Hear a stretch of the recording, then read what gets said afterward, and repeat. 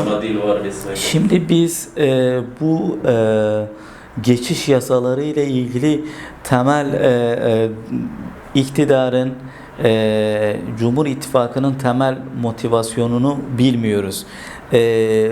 Kulağımıza farklı bilgiler geliyor ama bunların tamamı teyide muhtaç bilgiler. Burada PKK örgütüne yönelik bir özel yasanın getirileceği dillendiriliyor. İşte kendisini fesheden PKK militanları ile ilgili başlatılacak olan tüm soruşturmaların kaldırılması, düşmesi ve davası devam edenlerin davasının düşmesi, hapishanede bulunan ve davaları kesinleşenlerin infazının durdurulması, hasta mahpusların tahliyesi, idari gözlem kurulu kararları ile ilgili artık bürokratik engellerin kaldırılması.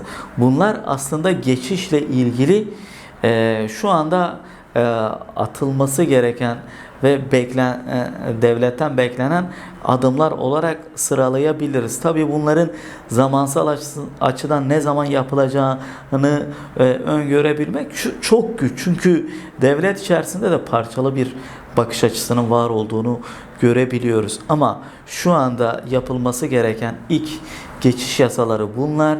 Bu geçiş yasaları yapıldıktan sonra artık güven ortamı ile ilgili farklı bir atmosferin de başlanacağını göreceğiz. Bu farklı atmosferle birlikte artık yavaş yavaş geçiş yasaları tamam, artık Kürtlerin hukuki tanınırlığı ile ilgili demokratikleşme adımlarının atılmasını beklemek gerekir. Yani burada bu süreçle ilgili ilk aşama neydi? Müzakerenin hazırlık aşamaları. Müzakerenin hazırlık aşamaları geçti. Daha sonra ne oldu? Komisyonun kurulmasıyla birlikte müzakereye geçiş süreci başladı. Müzakereye geçiş süreci de aslında komisyonun, meclis bünyesinde kurulan komisyonun İmralı Ada Hapishanesi'ne gidişiyle birlikte ve orada da karşılıklı bir mutabakatın olduğu söyleniyor. O mutabakat da sağlandıktan sonra aslında şu anda artık geçiş yasalarının da yapılması gerekiyor. Bu geçiş yasaları da bittikten sonra artık demokratikleşme yasalarının başlanacağı ve bu demokratikleşme yasalarının kapsamı da aslında Kürtlerin hukuki tanınırlığını esas alan ve Kürtlerin temel hak ve özgürlüklerini yasal ve anayasal çerçevede korumaya alan, düzenleyen yasalar olarak değerlendirebiliriz. Önce zor olan eşikleri aşıp ondan sonra karşılıklı tartışmayla bazı şeylerin aşılması öngörülüyor. İşte bu noktada da demokratikleşme yasaları nedir?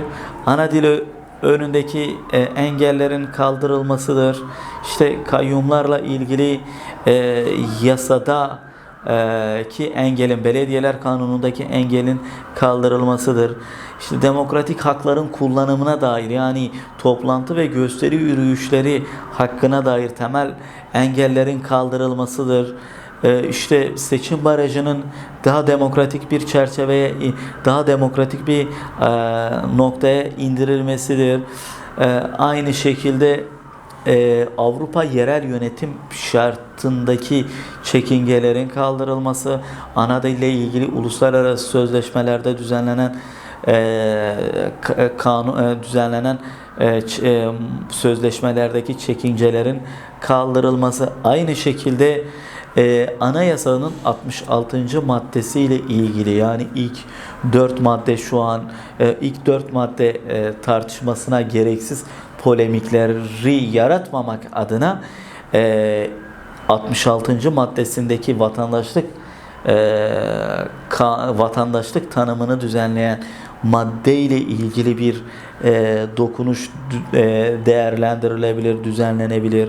Bu tür değişiklikler işte demokratikleşme süreci açısından, demokratikleşme aşaması açısından atılması gereken adımlar olarak değerlendirilebilir.